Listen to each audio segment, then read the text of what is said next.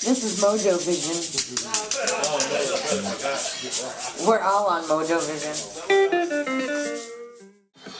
This is Chronicle on WCBB Channel 5. Feels like a getaway. It does feel a lot like Maine. But it's just 15 minutes from downtown. Ponkapog is one of those diamonds in the rough. Sounds like a Boston club. But it's 50 miles west. We're a little off the beaten path.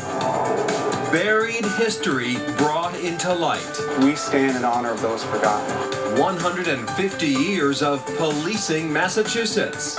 We have guarded presidents. We have guarded Lindbergh when he was here. A secret garden and a key to the waterworks. It's really cool to see where it all started. Hidden treasures, next on Chronicle. Two long-running clubs are closing their doors, leaving live music lovers at a loss. Surely we can help. The local live music scene has taken some big hits lately with the closing of TT the Bears in Cambridge and Johnny D's in Somerville. But music lovers needn't be driven to despair. No, they need to drive to Shirley. Because the music's still going full throttle out at the Bull Run.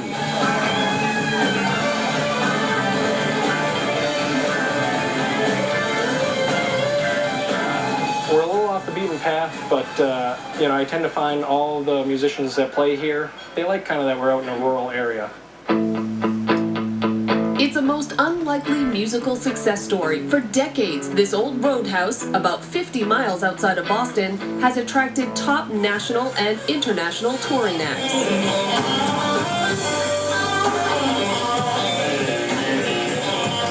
Last week we had Dr. John, we've had Judy Collins a number of times. For comedy, we've had Paula Poundstone. We've had Blue Oyster Cult play here. That was exciting. Brian Sawyer tells us the Bull Run success is all in the breeding. I'm actually part of the third generation. My grandfather bought the place in 1946, and it's been in the family ever since. Of my generation, there are 14 grandchildren, and 10 of us are still involved in some fashion.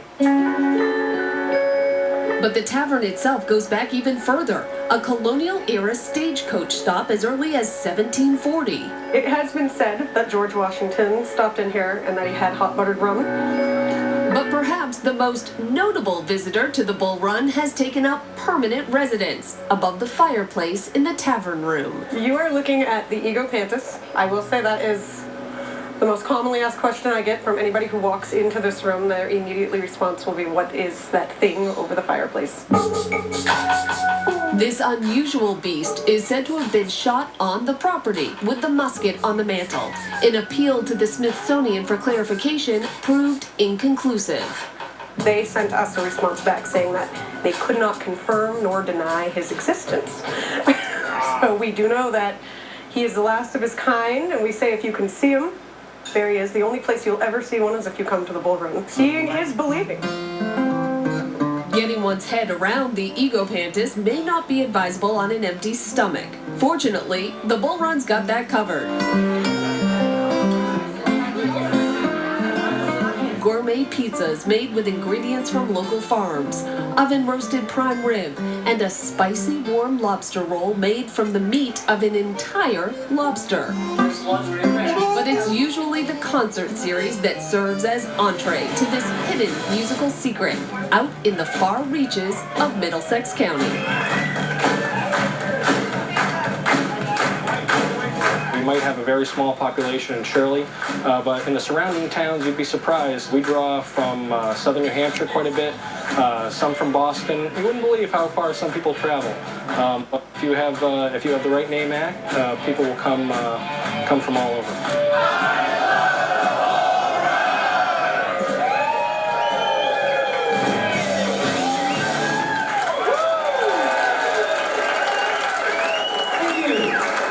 Fun, doesn't it? So who's on the upcoming calendar at the Bull Run? Grammy winners Asleep at the Wheel and Leanne Womack, million-seller pop star Howie Day, boomer favorites Vanilla Fudge, and comedian Gilbert Gottfried. And that is Chronicle for tonight. I'm JC Monahan. I hope you have a wonderful night, and we are back here tomorrow, 7:30.